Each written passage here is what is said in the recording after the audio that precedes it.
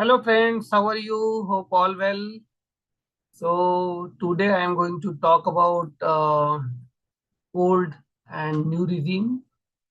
So I have analyzed and I have seen that many people actually are struggling in terms of understanding which one is better, old tax regime, new tax regime, किसको हमें चुनना चाहिए, कहाँ पे जाना चाहिए और क्या पैरामीटर्स है जो हमें अफेक्ट करेंगी in terms of like selecting the options, right, which option to choose. So एक बहुत ज्यादा परेशानी की सिचुएशन हो जाती है फॉर टैक्स पेयर्स, राइट।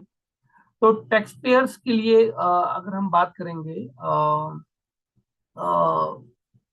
अभी की सिचुएशन ऐसी हो गई है कि and most important this is for assessment year 24-25, assessment year 24-25 जिसकी रिटर्न अभी हम भर रहे हैं। तो उसके लिए मैंने ये वीडियो बनाया है और आपको कहीं ना कहीं ये हेल्प करेगा आपकी अंडरस्टैंडिंग को डेवलप करने में। हम सबको पता है finance act 2023 had introduce a new tax regime that has become the default option for individual taxpayers. So, I mean, they can still choose to stay in the old tax regime. जो लोग जाना चाहते हैं वो जा सकते हैं। Of course eligible एसएससीज की बात करता है ये। सारे लोगों को तो ऐसे अलाउड नहीं है, और वो अलाउड है तो उसकी कंडीशन अलग है। This presentation will provide a detailed analysis of the key differences between two regimes, right? So overview of the tax regime, हम बात करेंगे new tax regime. New tax regime में क्या कुछ हमें अवेलेबल है। तो अगर न्यू टैक्स रिजीम की बात करेंगे तो वहां पे आपको मिलेगा लोअर टैक्स रेट। आपके जो टैक्स रेट हैं वो कम होंगे और आपको कम आउटफ्लो ऑफ टैक्सेस देखने को मिलेगा न्यू टैक्स रिजीम में। बट एक लिमिटेशन है। लिमिटेशन ये है कि आपको डिडक्शंस और एग्जम्पशंस का बेनिफिट वहां पे बहुत ही लिमिटेड रहेगा। आई मीन आप उनका बेनिफिट इंजॉय नहीं कर पाएंगे। ऑन द अदर हैंड, अगर ओल्ड टैक्स रिजीम की बात करेंगे, old tax regime has higher tax rate comparatively. I mean new tax rate regime के कंपैरिजन में हायर टैक्स रेट है, but allows more deductions and exemptions. आपको वहां पे ज्यादा डिडक्शन और एग्जाम्पशंस मिल जाएंगी।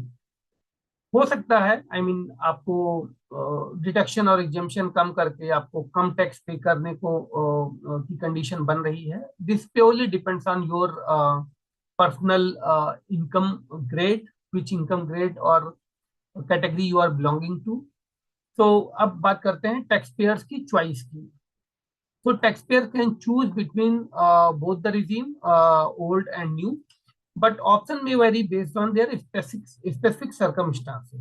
मैंने आपको बोला है कि आपकी अगर circumstances पूरी तरह से डिपेंड करेगी कि आप किस में जाएं। आपकी इनकम क्या है, आपका इन्वेस्टमेंट पैटर्न क्या है। ऑफ कोर्स हमें इन्वेस्टमेंट भी करना जरूरी है, और अगर इन्वेस्टमेंट हम नहीं कर पा रहे हैं तो कहीं ना कहीं आने वाले समय में हम मतलब एज एन इंडिविजुअल सफर करने वाले हैं।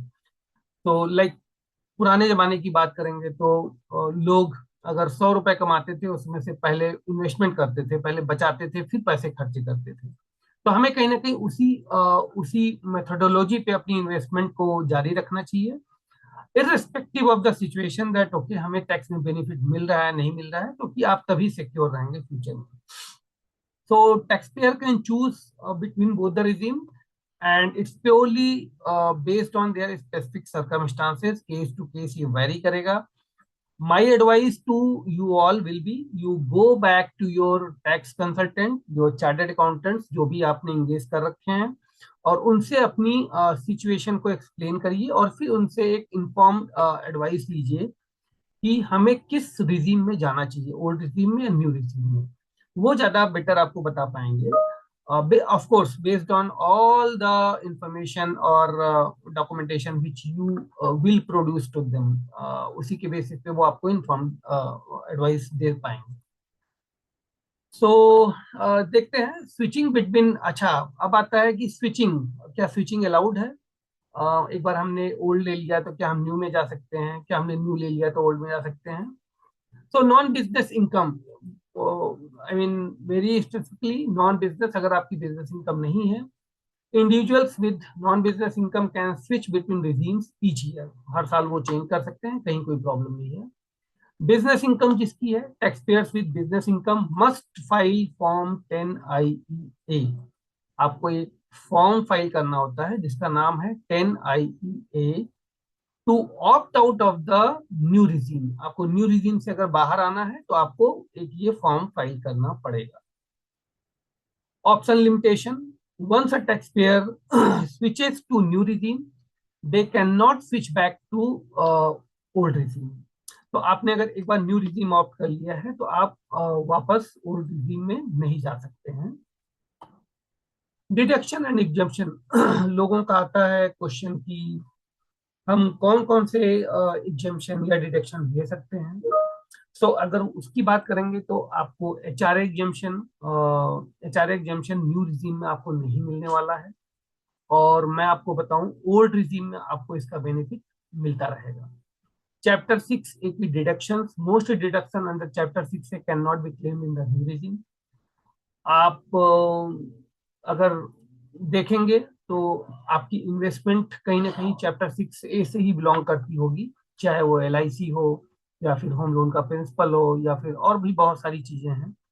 सो मैं हर एक चीज को डिटेल में यहाँ पे एक्सप्लेन नहीं कर रहा हूँ, because of limitation of time, shortage of time. हमें कहीं ना कहीं आज के वीडियो का एक जो मुख्य उद्देश्य है वो आपको ओल्ड और न्यू टैक्स रिजीम की एक अंडरस्टैंडिंग को डेवलप कराना है कि क्या कुछ हो सकता है, हम कौन सा ले सकते हैं, कितनी बार ऑप्शन अलाउड है, कितनी बार हम स्विचिंग कर सकते हैं, वो सारी चीजें हैं। सो HRA चैप्टर 6A की डिडक्शन, ये दोनों ही चीजें आपको न्यू रिजीम में नहीं मिलेंगी। इंटरेस्ट ऑन बोरोड कैपिटल, आपने होम लोन ले रखा है, बहुत लोगों ने होम लोन लेके घर खरीदते हैं, और उस पे फिर जो हैवी अमाउंट का इंटरेस्ट पे करते हैं उसका बेनिफिट कहीं ना कहीं वो देते हैं अपने इनकम टैक्स में, हाउस प्रॉपर्टी के सेक्शन में, हाउस प्रॉपर्टी के I mean source of income में। सो वो बेनिफिट अगर हम बात करेंगे, so deduction for interest on borrowed capital for self occupied properties not allowed in new regime. Old regime में ये तीनों चीजें आपको मिलती रहेंगी। सो मैंने पीछे बोला था कि जो न्यू रिजीम है वहां पे लोअर टैक्स रेट तो है, लोअर टैक्स रेट होने के साथ साथ कहीं ना कहीं आपके जो डिडक्शन और एग्जेम्पशन की लिमिटेशन है वो वहां पे कंडीशन आपको देखने को मिलेगी। बट ओल्ड रिजीम में आपको वो चीजें वहां पे नहीं मिलेंगी। आप वहां पे एग्जेम्पशन और डिडक्शन को बाकायदा क्लेम कर पाएंगे और फिर आपका टैक्स कैलकुलेट होगा। रिबेट की बात करेंगे, सेक्शन 87A रिबेट की बात करता है, तो rebate up to 12,500 for income up to ₹5 lakh, ये ओल्ड रिजीम में आपको मिलता रहेगा। न्यू रिजीम में इंक्रीज रिबेट अप टू 25,000, ये आपको ओल्ड रिजीम के कंपेरिजन में डबल है। For income up to 7 lakh, अगर 7 लाख तक की इनकम है तो आपको 25,000 रुपए तक का रिबेट मिल जाएगा।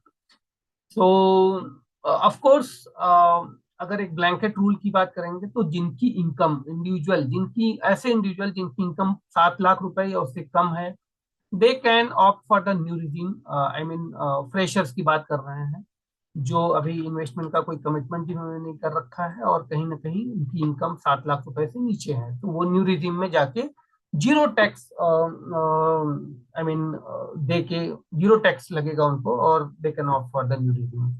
अगर उससे ऊपर है तो of course you need to visit to your consultant, आप वहां से देखिए कि आपका इन्वेस्टमेंट और इनकम के बेसिस पे क्या रिजीम आपको चूज करना है। स्टैंडर्ड डिडक्शंस की अगर बात करेंगे, so old regime and new regime दोनों में ही आपको स्टैंडर्ड डिडक्शंस मिलता रहेगा। 50,000 रुपए का जो लिमिट है वो आपको मिलता रहेगा।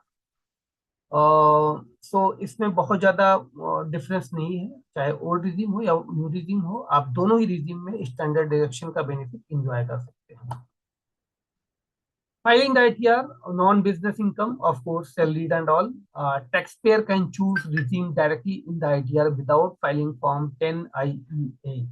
आप जब रिटर्न फाइल करने जाएंगे, आप वहाँ पे डिपार्टमेंट की जो वेबसाइट है वहाँ पे आपको पूछेगा कि do you want to I mean switch your tax regime from new to old. अगर आप ओल्ड पे क्लिक करेंगे तभी वो ओल्ड लेगा, अदरवाइज बाय डिफॉल्ट आपको न्यू रिजीम में ले जाएगा।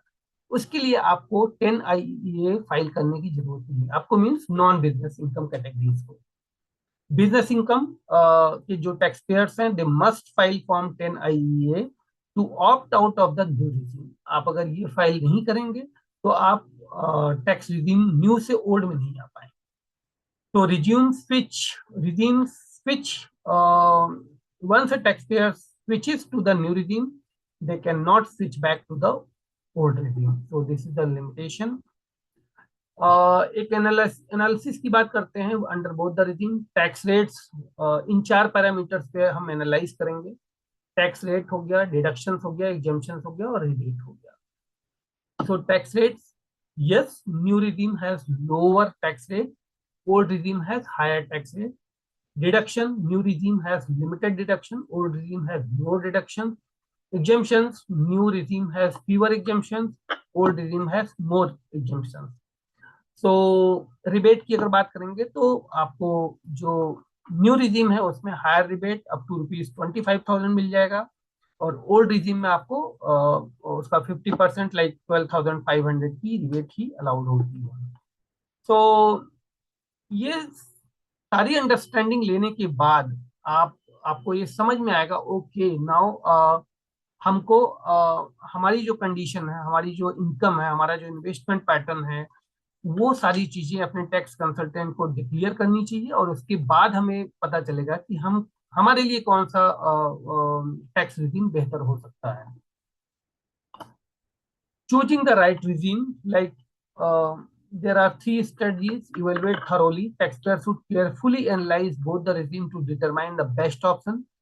Consider personal factor. The choice may depend on individual circumstances, deductions and exemptions. मैं बार बार वही बात बोल रहा हूँ कि आपके पास आपकी इनकम क्या है, आपकी इन्वेस्टमेंट का पैटर्न क्या है, आपने क्या क्या इन्वेस्टमेंट कर रखे हैं, एंड एग्जेम्पशंस, यस, आपके एग्जेम्पशंस कौन कौन से हैं, ये प्योरली उन पे डिपेंड करेगा कि आप कौन से रिजीम में जाएंगे। Seek professional advice, yes, this is very important.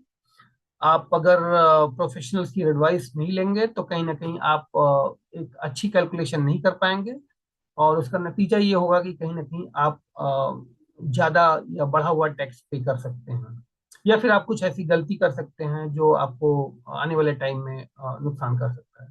तो it's always advisable to consult a tax professional for your personal tax guidance. तो वो कहीं ना कहीं आपको ध्यान में रखना चाहिए। If I talk about conclusion, आज की वीडियो का जो कंक्लूजन है, so the new tax regime offers lower rates but fever deduction, while the old regime has higher rates but more deduction. Taxpayers must carefully evaluate their options and choose the regime that best suits to their individual circumstances. आप अपने individual level पे analyse करिए, बात करिए, discuss करिए, और फिर regime को अडॉप्ट करिए कि कौन सा रिजीम आपको बेहतर लगता है। तो उम्मीद है ये वीडियो आप सबको पसंद आया होगा। मैं फिर से बोलूंगा, मैं बहुत डीप में नहीं गया हूं, मैंने आपको जस्ट एन ओवरव्यू दिया है old and new tax regime का, क्योंकि काफी सारे लोगों का मेरे पास फोन आता था कि हम किस में जाएं, क्या बेहतर होगा, क्या नहीं बेहतर होगा। तो इसके लिए मैंने सोचा एक ओवरव्यू दे देते हैं, और डिटेल्ड वीडियो हर एक सेगमेंट पे मैं अलग से बना के आपको कोशिश करूंगा कि मैं अपलोड करता रहूं। अगर ये जानकारी पसंद आई है तो प्लीज वीडियो को लाइक करें, चैनल को सब्सक्राइब करें और शेयर करें, ताकि ज्यादा से ज्यादा लोगों तक ये जानकारी पहुंचे और लोग ज्यादा से ज्यादा फाइनेंशियल अवेयरनेस लोगों को मिल पाए। Thank you so much, have a good day, bye bye.